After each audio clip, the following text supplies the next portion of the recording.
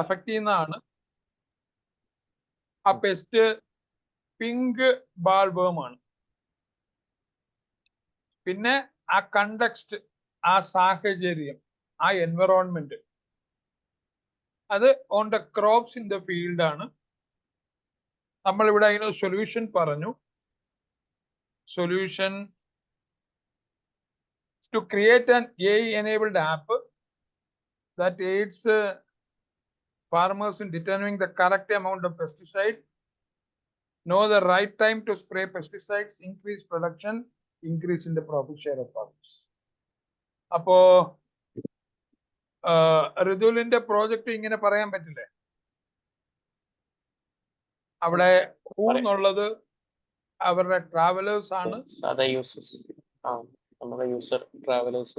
Travellers ആണ്. What എന്ന് പറയുന്നത് പ്രോബ്ലം എന്ന് വെച്ചാൽ ഒരു റൂട്ട് ബേസ്ഡ് ഉള്ള ട്രിപ്പ് അല്ല, കുറച്ച് ലൊക്കേഷൻ കാണിച്ചു അത്രേ ഉള്ളൂ. വേറെന്ന് പറയുന്നത് ആ ടൂറിസ്റ്റ് ലൊക്കേഷൻസ് അല്ലെ. പിന്നെ നിങ്ങൾ ആ സോഫ്റ്റ്വെയറിൽ കൊടുക്കുന്ന സൊല്യൂഷൻസ് എല്ലാമാണ് വൈയിൽ വരുന്നത്. അപ്പൊ what are the various stages of AI project cycle? Can you explain each with an example? How is an AI project different from an IT project? Explain 4Ws problem canvas in problem scoping. Why is there need to use a problem statement template during problem scoping? ഈ 6 എണ്ണത്തിന്റെ ഒരു small ഒരു line explanation ഒന്ന് ചാറ്റിൽ ഒന്ന് paste ചെയ്യുമോ? ഒരു continuity കിട്ടാൻ വേണ്ടിയിട്ടാണ്. ആ ചാറ്റിലെ various stages of AI project cycle, അതേപോലെ തന്നെ ഈ IT പ്രോജക്റ്റ് AI പ്രോജക്റ്റും തമ്മിലുള്ള വ്യത്യാസം. Explain 4Ws problem canvas in problem scoping. Problem statement template, അതിന് നീഡ് എന്താ? What is problem scoping?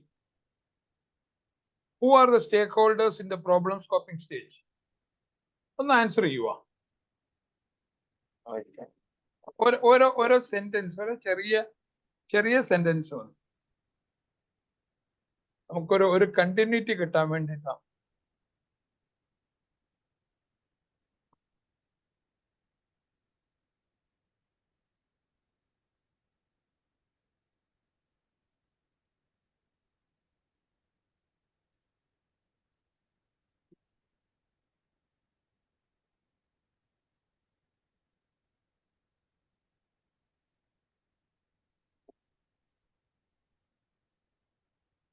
ഒന്ന് മുതൽ 6 വരെയുള്ള question.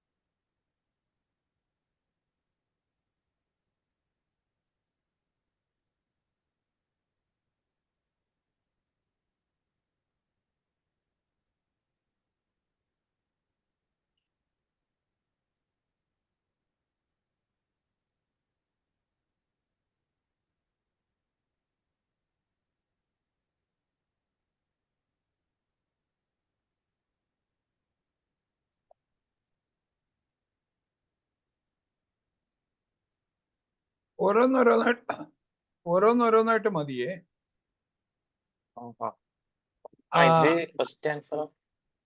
AI project cycle typically follows a structured approach to ensure the development of deployment of AI. Problem identification and understanding, data collection, data preparation and cleaning, exploratory data analysis, model selection and development, model evaluation, model deployment, monitoring and maintenance, feedback and iteration. Okay. നമ്മൾ പറഞ്ഞത് ഒരു 3-4 step ഉണ്ടായിരുന്നു, ഇവിടെ 9 step. Okay. ചിലതെല്ലാം അതിന്റെ ഇതിൽ വരുന്നില്ല. ഈ ഫീഡ്ബാക്ക് എല്ലാം മോണിറ്ററിംഗിന് ഒപ്പം തന്നെ വരുന്നില്ല. അപ്പം ആ രണ്ടാമത്തെ how is an AI project different from IT project, ആ ഡിഫറൻസ് ഒന്ന് തന്നായിരുന്നു.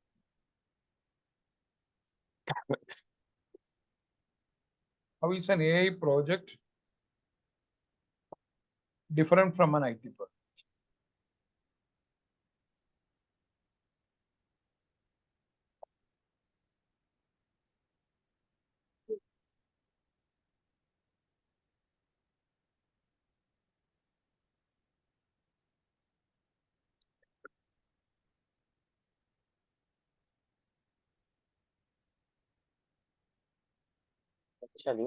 കുറച്ചധികം ഉണ്ടല്ലോ. ഒത്തിരി ഉണ്ടോ? കുറെ പോയിന്റ്സ് ആണ്. അത് ഒന്ന് പേസ്റ്റ് ചെയ്തേ.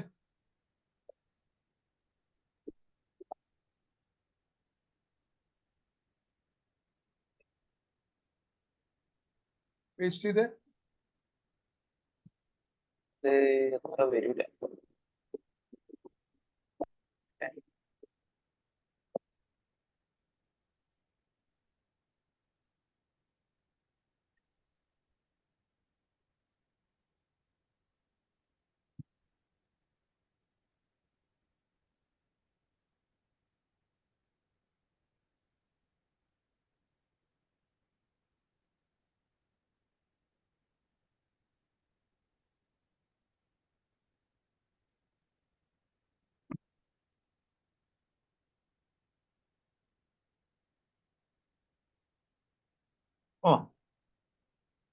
നമുക്കത് നോക്കിക്കളയാം.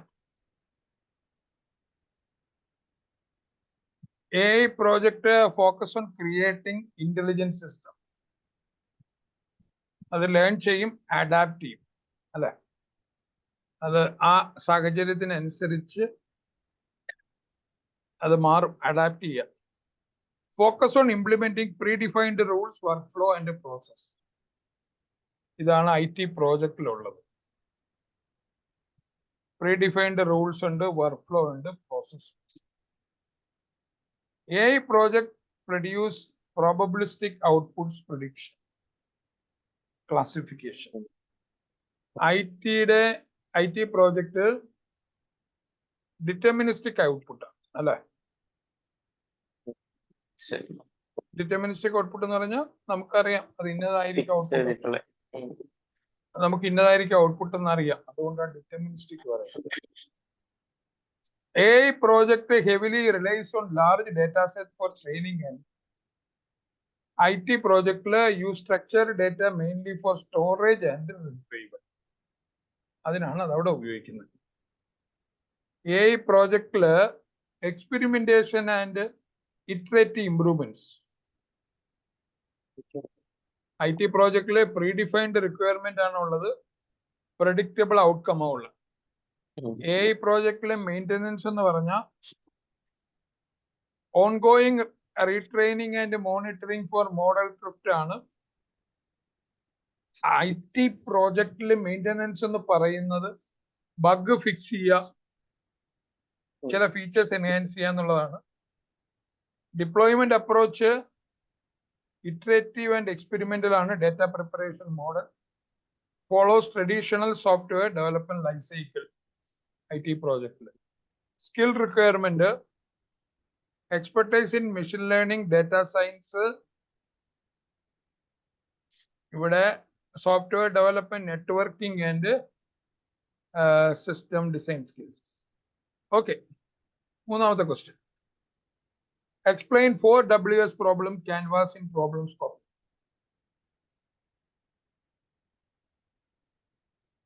WS പ്രോബ്ലം പറയണം, ക്യാൻവാസ് ഇൻ പ്രോബ്ലം സ്കോപ്പിംഗും പറയണം, അല്ലേ? ഒന്ന് നോക്കിക്കേ.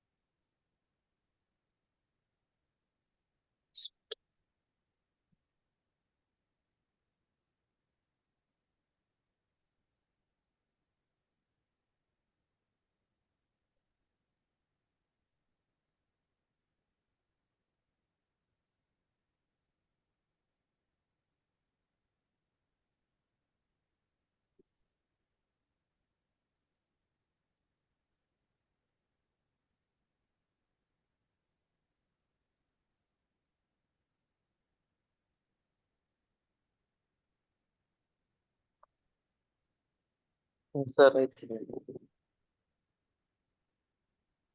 ആ അപ്പോ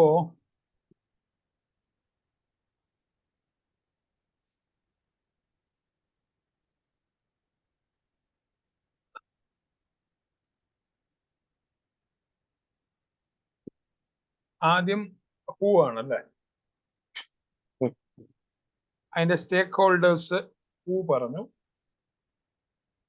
അതിന്റെ യൂസേഴ്സ് ബെനിഫിഷ്യറീസ്, ആരാണ് പ്രോബ്ലം ഡയറക്ട്ലി ഫേസ് ചെയ്യുന്നത്,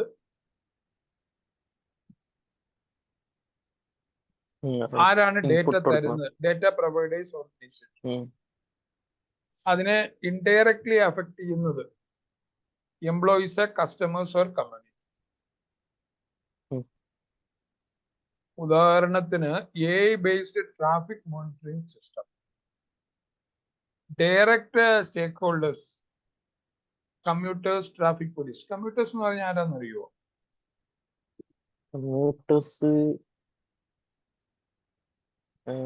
ഇല്ല. ഡെയിലി യാത്ര ചെയ്യുന്നവർ, ജോലിക്കും ജോലി ആവശ്യങ്ങൾക്ക് ഡെയിലി യാത്ര ചെയ്യുന്നവരെയാണ് കമ്മ്യൂട്ടേഴ്സ്. പാസഞ്ചേഴ്സ് എന്ന് പറയാമെങ്കിലും അവർ കറക്റ്റ് ടൈം കമ്മ്യൂട്ടേഴ്സ് എന്നാണ്. ഈ റെയിൽവേ കമ്മ്യൂട്ടേഴ്സ് എന്നാണ് അവരെ പറയുന്നത്. ഒരു സ്ഥിരമായി രാവിലെ പോവുകയും തിരിച്ചു വരികയും ചെയ്യും ജോലിയുടെ ആവശ്യമായിട്ട് ബന്ധപ്പെട്ട്. ബസ്സിൽ പോകണമെങ്കിലും കമ്മ്യൂട്ടേഴ്സ് എന്നാ പറയാൻ തോന്നുന്നു. ഈ ജോലി ആവശ്യത്തിന് സ്ഥിരമായി പോകുന്നതാണ് കമ്മ്യൂട്ടിംഗ് എന്ന് പറഞ്ഞ അർത്ഥം. അപ്പോ direct stakeholders commuters, traffic police. Indirect stakeholders local government, public transport operators. ഒരു പർട്ടിക്കുലർ എക്സാമ്പിൾ പറഞ്ഞിട്ടാണ് ഇത് പറഞ്ഞിരിക്കുന്നത് കേട്ടോ. ട്രാൻസ്പോർട്ടേഷനായിട്ട് ബന്ധപ്പെട്ട ഒരു എക്സാമ്പിൾ ഏതാണ്ടോ ഉണ്ട്, അതിന്റെ അടിസ്ഥാനത്തിൽ അത് പറയുന്നു. വാട്ട് എന്ന് പറയുന്നത് defining the problem to solve and problem. നമ്മൾ അഡ്രസ് ചെയ്യേണ്ട പ്രോബ്ലം എന്താണ്, അവിടെ കീ പെയിൻ പോയിന്റ്സ് എന്തൊക്കെയാ, ബുദ്ധിമുട്ടുള്ളത് എന്തൊക്കെയാ, പ്രതീക്ഷിക്കുന്ന ഔട്ട്കം എന്താണ്, എന്തൊക്കെ കൺസ്ട്രെയിൻസ് ഉണ്ട് റിസോഴ്സിലോ ടെക്നോളജിയിലോ, traffic monitoring system, traffic congestion during peak hours. ഇതാണ് ആ പ്രോബ്ലം പറഞ്ഞിരിക്കുന്നത്. അതിന്റെ ഓബ്ജക്റ്റീവ് എന്താന്ന് വെച്ചാൽ reduce congestion by analysing real time traffic data. വേറെന്ന് പറയുന്നത് ആ കണ്ടക്സ്റ്റ് ആണ്. അത് pinpointing the conduction and environment. ഇവിടുത്തെ ഇതിൽ ട്രാഫിക് മോണിറ്ററിംഗ് സിസ്റ്റം ആണ് ആ കണ്ടക്സ്റ്റ്. അർബൻ ഏരിയ ആണ് വിത്ത് ഹൈ വെഹിക്കിൾ ഡെൻസിറ്റി. അപ്പോ ക്യാമറ, GPS, ട്രാഫിക് സെൻസസ്, ഈ ഡേറ്റ സോഴ്സിൽ നിന്നാണ് കാര്യങ്ങൾ എടുക്കുന്നത്. വൈ എന്ന് പറയുന്നത് justifying the need to solve the problem. Why is solving the problem important? Why all stakeholders benefit from solution? അപ്പൊ അത് പറഞ്ഞു. അപ്പൊ ഇവിടെ importance reduce the wastage of fuel. അവിടെ ക്യാൻവാസ് ഇൻ പ്രോബ്ലം സ്കോപ്പിംഗ് അങ്ങനെ ഒരു വാക്കും കൂടെ ഇല്ലേ? അത് ഒരുമിച്ച് വരുന്നില്ലേ? 4Ws problem canvas in problem scoping. Explain 4Ws problem canvas. അതിന്റെ ഒപ്പം തന്നെ വരും. അത് ക്യാൻവാസ് ഉദ്ദേശിച്ച അതിന്റെ ഇതിന്റെ question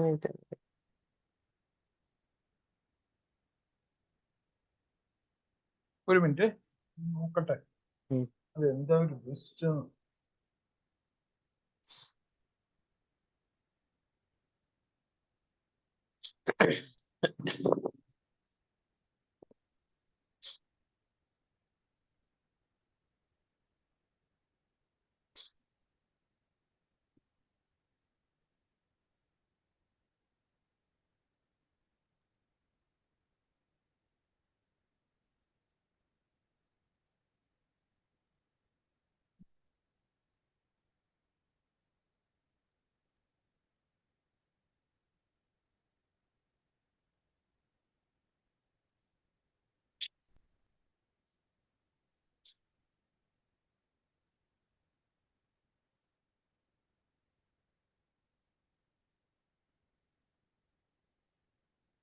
4Ws problem canvas is a simple yet a powerful tool used in problem solving to gain a clear and comprehensive understanding of the issue at hand. It helps define the problem statement answering four fundamental questions. അത് നമ്മളോട് പറഞ്ഞു. വേറെ പറഞ്ഞു why പറഞ്ഞു. Why is it challenging to solve? Benefits of 4Ws problem.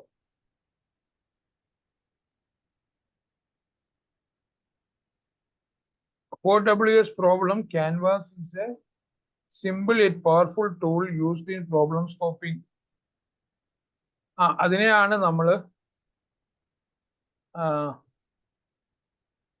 അതൊരു ടൂളാണ്. 4Ws problem canvas is a simple yet powerful tool. Problem സ്കോപ്പിങ്ങിന് ഉപയോഗിക്കുന്ന ഒരു പവർഫുൾ ടൂളാണ് ക്യാൻവാസ്. അതുവഴി ക്ലിയർ ആൻഡ് കോംപ്രഹെൻസീവ് അണ്ടർസ്റ്റാൻഡിങ് കിട്ടും എന്നല്ലേ പറഞ്ഞിരിക്കുന്നത്? ഓക്കെ, അടുത്തത് നമ്മൾ എവിടെ നോക്കുമായിരുന്നു? Okay, why is there is a need to use problem statement template during problem solving? The answer ഒന്ന് നോക്കിക്കേ. Okay. Why is the need to use problem statement template during problem solving?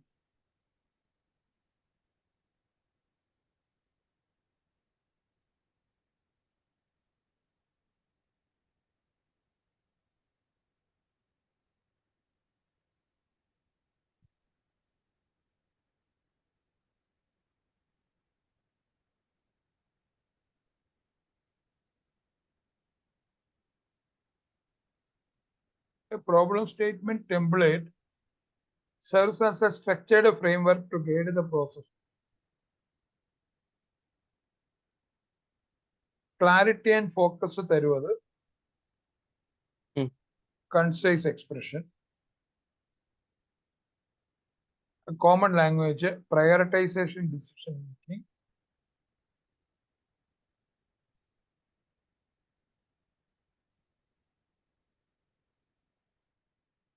അപ്പോൾ problem statement template ഉപയോഗിക്കുകയാണെങ്കിൽ team can ensure they have a clear shared understanding of the problem they are trying to solve, which is fundamental for successful problem solving and subsequent solution development. അങ്ങനെയല്ലേ? Clarity of purpose, stakeholder alignment അതല്ലേ? Focus on relevance, scope definition. അഞ്ചാമത്താണോ പറയുന്നത്? അത് ആറാമത്തെ? അല്ല, നാലാമത്തെ scope definition. അല്ല, problem statement template എന്തിനാ? Problem സ്കോപ്പിംഗിൽ ഒരു ക്ലിയർ അണ്ടർസ്റ്റാൻഡിങ്ങിനാ. അങ്ങനെയല്ലേ പറഞ്ഞത്? അങ്ങനെയല്ലേ പറഞ്ഞത്?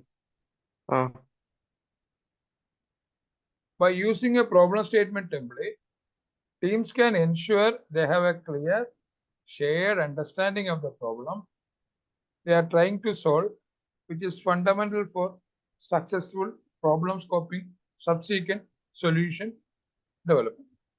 അത് ആ സംഭവം വളരെ ക്ലാരിറ്റിയും ഫോക്കസും ഉള്ളതായിരിക്കണം, കൺസൈസ് എക്സ്പ്രഷൻ ആയിരിക്കണം, ഷെയർഡ് അണ്ടർസ്റ്റാൻഡിങ് വേണം, അതിനകത്ത് പ്രയോറിറ്റൈസേഷൻ ഡിസിഷൻ മേക്കിംഗ് വേണം, ഡോക്യുമെന്റേഷൻ ട്രാക്കിംഗ് വേണം. ഇതൊക്കെ ആ പ്രോബ്ലം സ്റ്റേറ്റ്മെന്റിന്റെ ടെംപ്ലേറ്റിൽ വേണം. അത് എന്തിനാന്ന് ചോദിച്ചു കഴിഞ്ഞാൽ ക്ലിയർ ആൻഡ് ഷെയർഡ് എന്നല്ലേ പറഞ്ഞത്? അടുത്തത്, what is problem scoping? What are the steps of problem scoping? ഒന്ന് പേസ്റ്റ് ചെയ്തേ.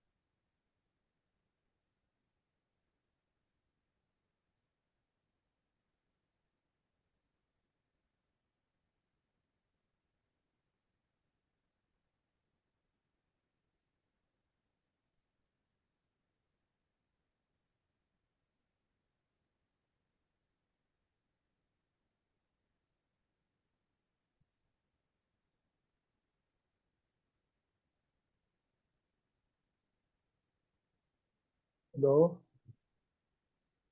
sorry, Pina.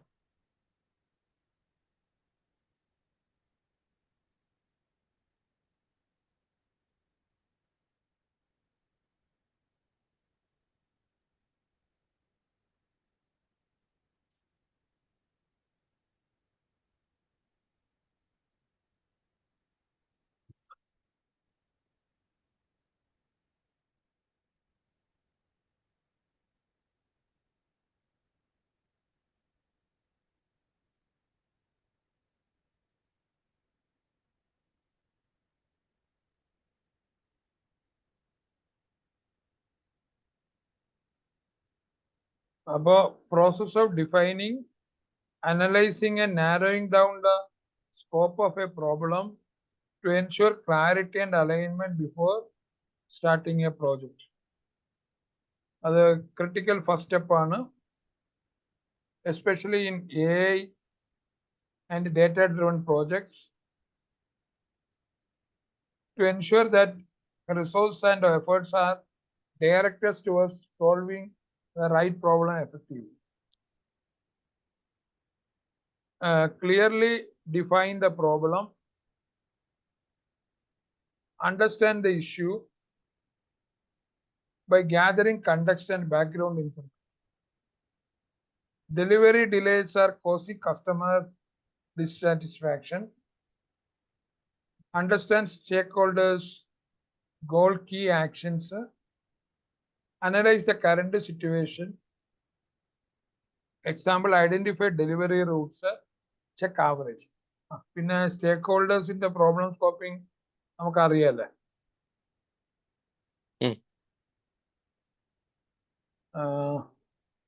ഇവിടെ എന്താ പരിപാടി?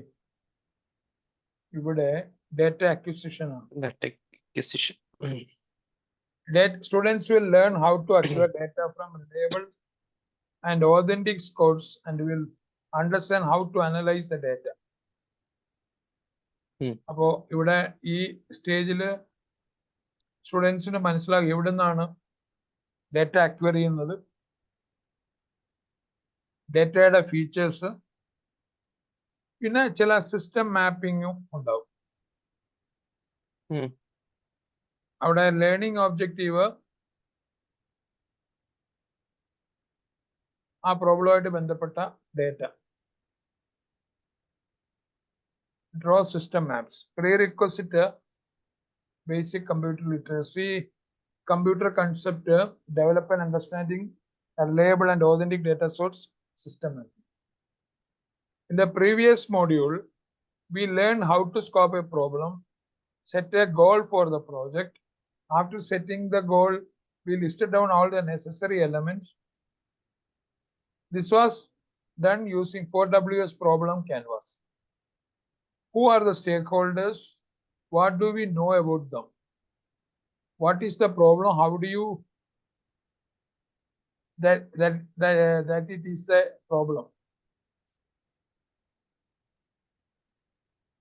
നമ്മളൊരു പ്രോബ്ലം എങ്ങനെയാണെന്ന് മനസ്സിലാക്കുക.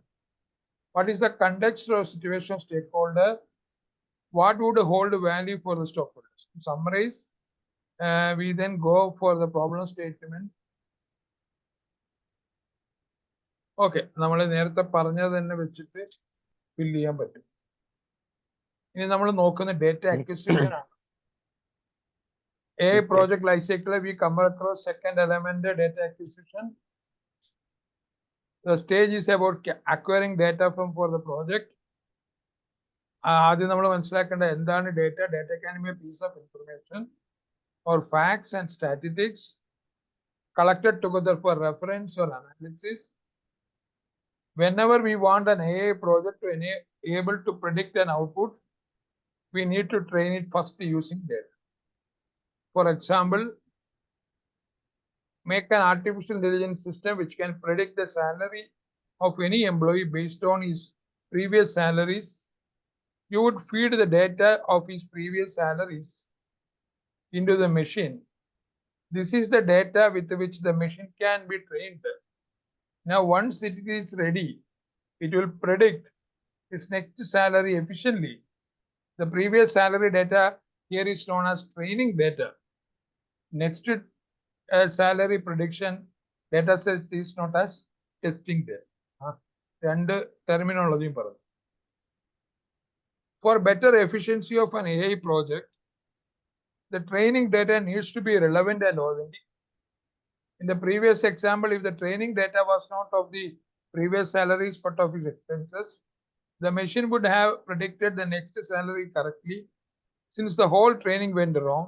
Similarly, if the previous salary data was not authentic, that is, it was not correct, then too the prediction could have gone wrong. Data features. The purpose of this section is to learn what data features are, how to find them for a problem scoped. We have come to a stage of data acquisition. How do we know what data to get based on the problem statement? We need to visualize the factors which affect the problem statement. For this, we need to extract the data features for the problem scoped.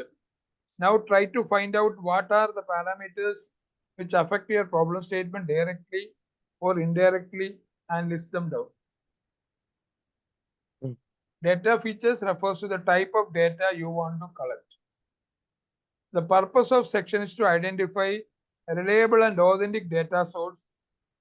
After finding out the data features, we now need to acquire the same.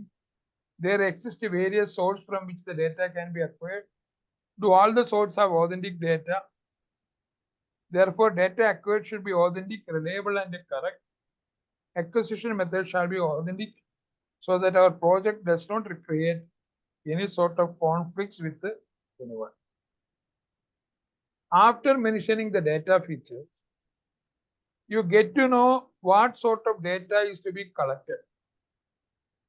From where we can get this data? Where can be various ways? ഇതാണ് അതിനകത്തെ various vase പറഞ്ഞത്.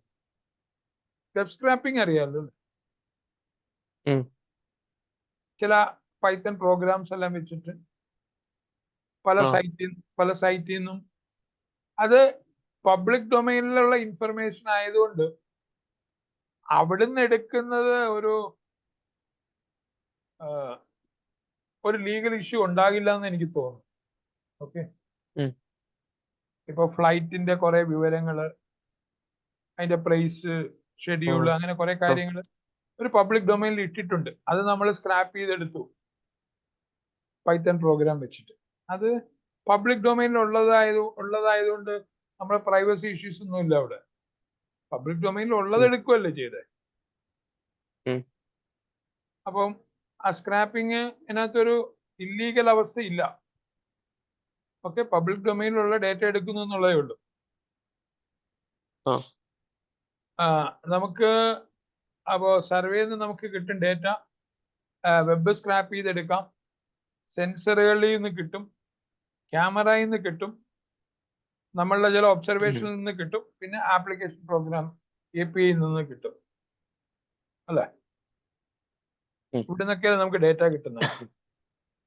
You use the internet and try to acquire data for your project. Such a data might not be authentic as its accuracy cannot be proved. Due to this, it becomes necessary to find a reliable source data from where some authentic information can be taken. At the same time, we should keep in mind that data which we collect is open sourced and not someone's property. നമ്മൾ പറഞ്ഞ ഒരു ലൈനിലേക്ക് അവർ എത്തി, അല്ലേ?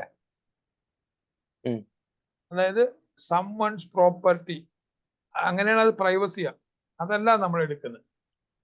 നമ്മൾ എടുക്കുന്നത് എല്ലാവർക്കും കിട്ടുന്ന ഡേറ്റ എടുക്കുക ചെയ്യുന്നത്.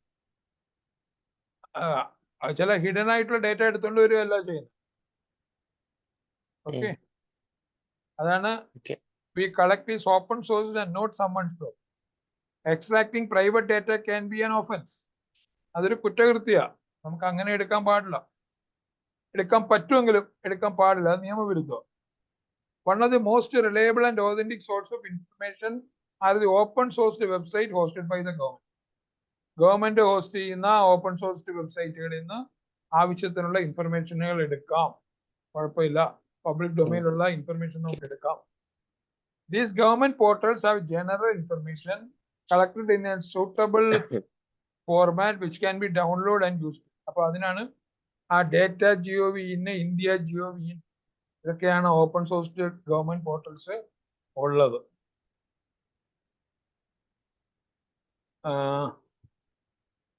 System map.